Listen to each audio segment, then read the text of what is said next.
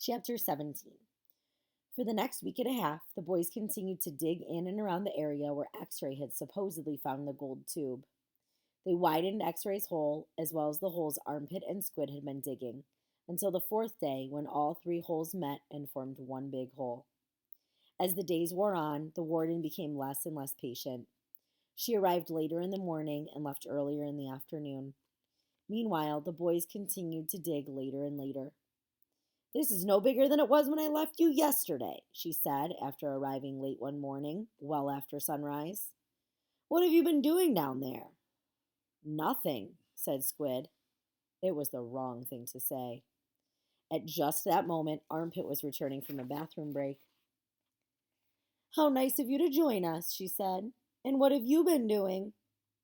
"I had to, go."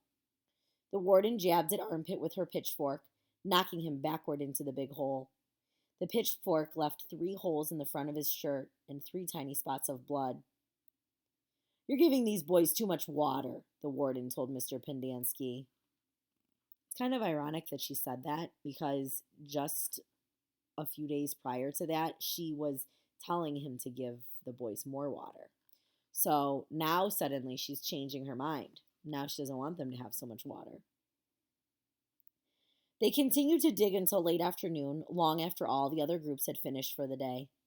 Stanley was down at the big hole along with the other 6 boys. They had stopped using the wheelbarrows. He dug his shovel into the side of the hole. He scooped up some dirt and was raising it up to the surface when Zigzag's shovel caught him in the side of the head. He collapsed. He wasn't sure if he passed out or not. He looked up to see Zigzag's wild head staring down at him. "I ain't digging that dirt up," Zigzag said. "That's your dirt." "Hey, Mom," Magnet called. "Caveman's been hurt." Stanley brought his fingers up the side of his neck. He felt wet blood and a pretty big gash just below his ear. Magnet helped Stanley to his feet, then up and out of the hole. Mr. Sir made a bandage out of a piece of his sack of sunflower seeds and taped it over Stanley's wound. Then he told him to get back to work. "It isn't nap time." When Stanley returned to the hole, Zigzag was waiting for him. "That's your dirt," Zigzag said. "You have to dig it up. It's covering up my dirt." Stanley felt a little dizzy. He could see a small pile of dirt. It took him a moment to realize that it was the dirt which had been on his shovel when he was hit. He scooped it up, then Zigzag dug his shovel into the ground underneath where Stanley's dirt had been. Chapter 18. The next morning, Mr. Sir marched the boys to another section of the lake, and each boy dug his own hole, 5 feet deep and 5 feet wide.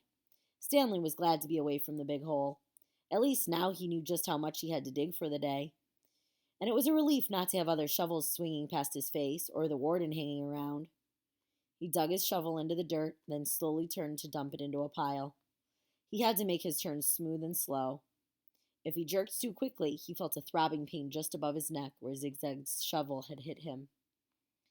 That part of his head, between his neck and ear, was considerably swollen. There were no mirrors in camp, but he imagined he looked like he had a hard-boiled egg sticking out of him. The remainder of his body hardly hurt at all. His muscles had strengthened, and his hands were tough and calloused. He was still the slowest digger, but not all that much slower than Magnet. Less than 30 minutes after Magnet returned to camp, Stanley spat into his hole. After his shower, he put his dirty clothes in his crate and got out his box of stationery. He stayed in the tent to write the letter to Squid, and the other boys wouldn't make He stayed in the tent to write the letter so Squid and the other boys wouldn't make fun of him for writing to his mother. Dear Mom and Dad, camp is hard, but challenging. We've been running obstacle courses and have to swim long distances on the lake. Tomorrow we learn... He stopped writing as Zero walked into the tent, then returned to his letter. He didn't care what Zero thought. Zero was nobody. So as he continues, we learn to rock climb. I know that sounds scary, but don't worry. Zero was standing beside him now, watching him write. Stanley turned and felt his neck throb.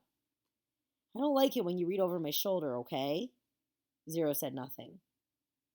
And now he's going to continue his letter. I'll be careful. It's not all fun and games here, but I think I'm getting a lot out of it. It builds character. The other boys... I don't know how, said Zero. What? Can you teach me? Stanley didn't know what he was talking about. Teach you what? To rock climb? Zero stared at him with penetrating eyes. What? Said Stanley. He was hot, tired, and sore. Now, before I read, do any of you have guesses as to what Zero is talking about that he doesn't know how to do? That he wants Stanley to teach him? Think about it.